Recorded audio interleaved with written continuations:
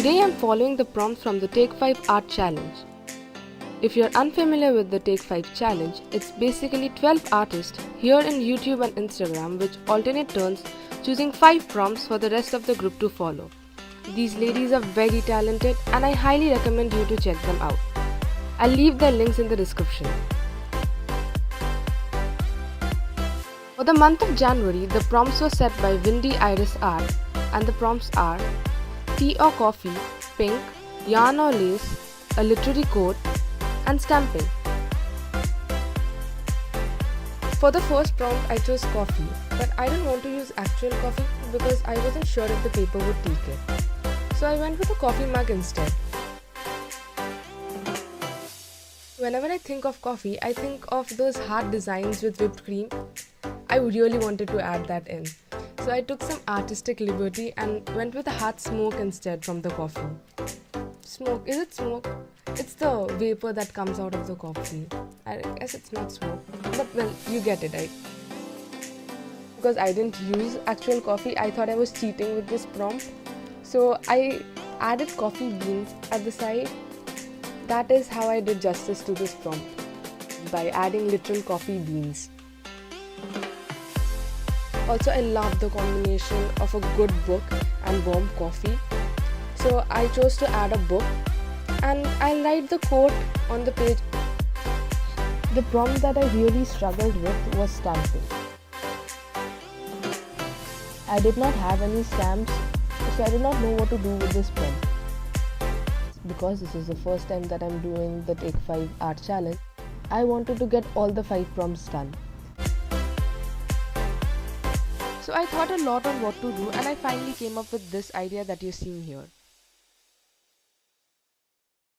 I hence used this long hollow cardboard roll with that striped piece in place of real stamp.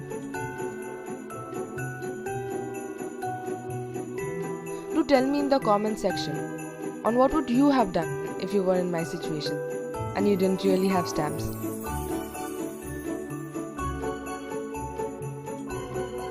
Now comes the prompt pink. I used acrylic color and diluted it so that it seems like watercolor. I could have simply used watercolors, but I do not have this bright pink watercolor.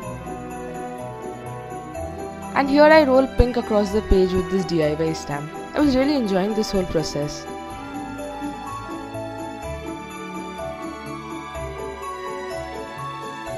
Let's spray some pink too with a paintbrush.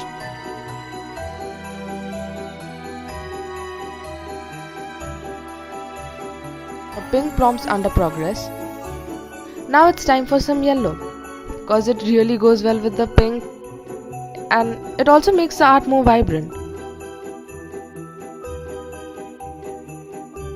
Art journaling is very new to me. This is the first time I'm trying it out and I really enjoyed it. I mostly make portraits from real life references, so I'm obsessed with making each detail perfect and controlling every pencil stroke. This, on the other hand, was more free, and I was making a mess while I was spraying the paint.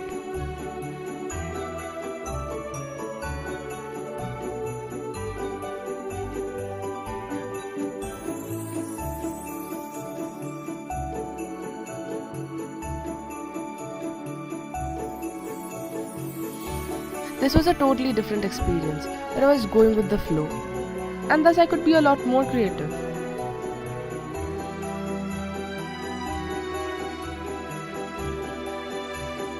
Now a little bit more spray.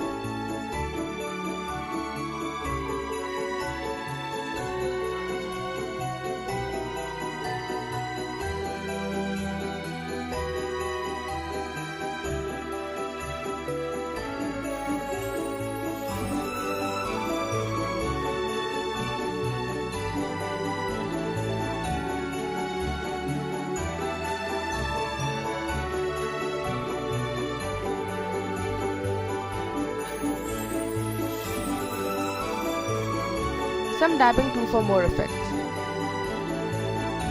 And doesn't this count as stamping too? I've done a lot of stamping for this art.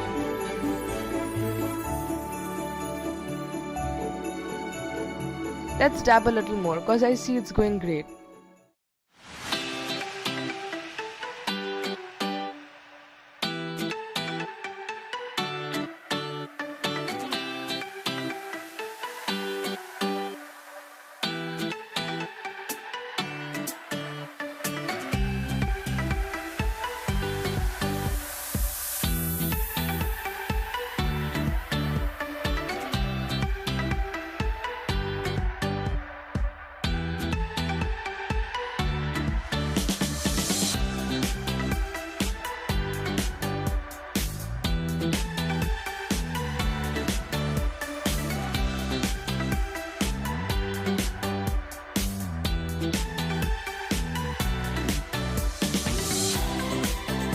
Now for yarn or lace, I chose ribbon.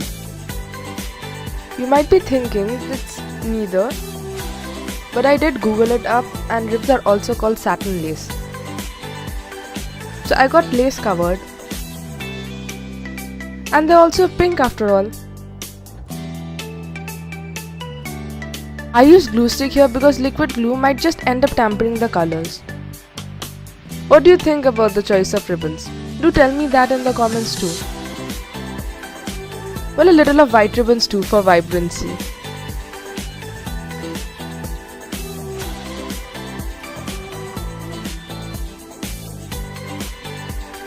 Time to stick them.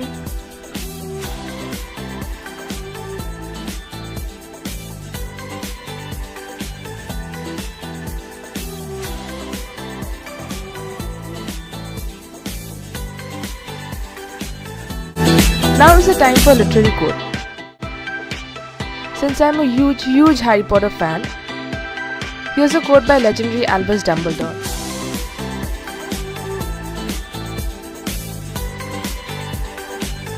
Since I was using a quote from Harry Potter, I went as cliched as I could and I looked up the Harry Potter font and I went with it. I don't know what this font is called, but I call it the Harry Potter font.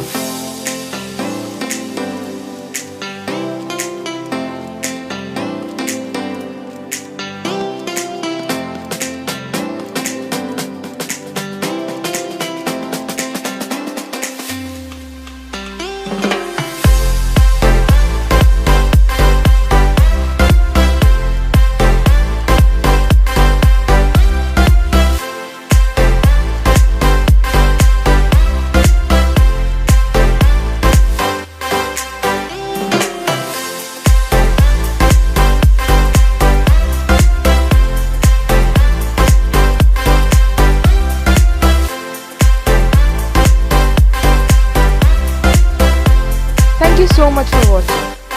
A lot of thought and effort has been put making this colorful artwork. So I hope you really liked and enjoyed watching my video. Hope you learned something from it. At least how to cope with situations with less resources.